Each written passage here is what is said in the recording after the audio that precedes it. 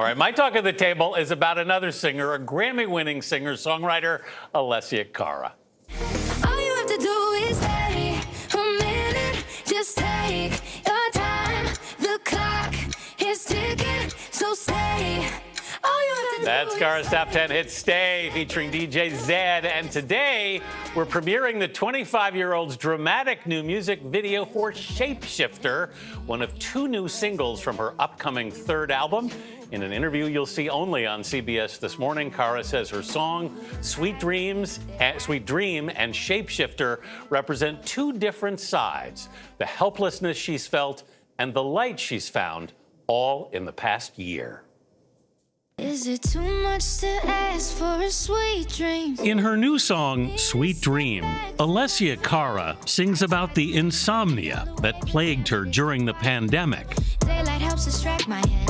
Monsters hide under my bed. When anxiety attacks she thought she'd conquered came back with a vengeance. Suddenly, it just completely boiled over, and I was having panic attacks like for hours on end every single day. I think if you ignore your body and your mind long enough, they force you to listen to them, you know? That must have been a little frightening.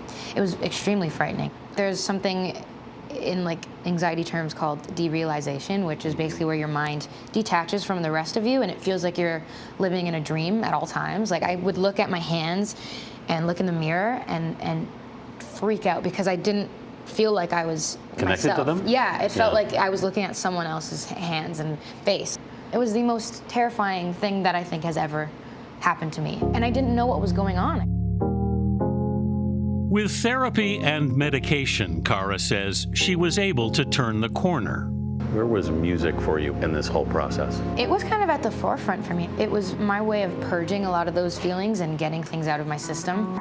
Don't know if I wanna get you back or get you back someday. There's one song on this record that you wrote in a very specific house. Yes. Very exciting. Shapeshifter was written in the Miami home of producer Salam Raimi, where the late Amy Winehouse worked on her landmark album, Back to Black. The tree in his backyard is the tree she wrote Tears Dry on their own under, you know? So it felt so full circle for me. What did Amy Winehouse's music mean to you? It meant so much. You know, all the like pop divas were wonderful and great, but I didn't see myself in them because I couldn't sing like them. I didn't really look like them. And Amy, you know, like in her rehab video, she had like big curly hair. I really just saw myself in a lot of her words and, you know, in the way that she sang. And You thought maybe there was a place for you then? Yeah, exactly, yeah. She really like was one of the first artists that taught me that you can still touch people with, you know, simplicity.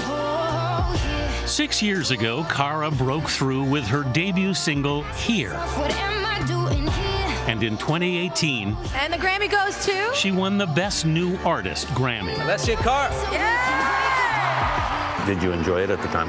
Yes and no. I think all my dreams were coming true, which was wonderful. I had like stars in my eyes. I had, you know, so doughy-eyed about the whole thing. But on the other end, I think there was a lot of pressure for someone really young. Looking back, I wish I had stayed more present. I wish I wasn't so scared. Her song, Scars to Your Beautiful, became an anthem for outsiders. You don't have to change a thing, the world could change. It's hard, no scars to your beautiful. And part of your whole, I mean, I don't want to say image, but I mean, was sort of that you didn't have an image, you know? Yeah, exactly. You know, the box you get put into is that you don't have a box. You're still being put in a box. You know what I mean? Yes. It's like a weird paradox. Find me where the wild Have you missed being out on the road? I have actually, yeah. I think it's one of those things that you kind of take for granted when you do it so often. Now the world is opening up again. And in New York this week, so was Economy Candy, where the Toronto-based singer went looking for some Canadian candy. Oh my God, Coffee Crisp! This is legendary. I'm gonna go for these. Okay. I'm very excited about the Harry Potter. You got a lot. I got a on your fistful of hands. peanut juice. We did good. All right, thank you, thank you. I actually don't have my wallet on. I got so you. Sorry, I'll get you back. too hard to reverse it. Life is now looking sweeter for Alessia Cara with her new album on the way. When you listen to it now, what do you hear? I think I can now look at those moments in hindsight and realize how hopeful it actually is because I'm not there anymore.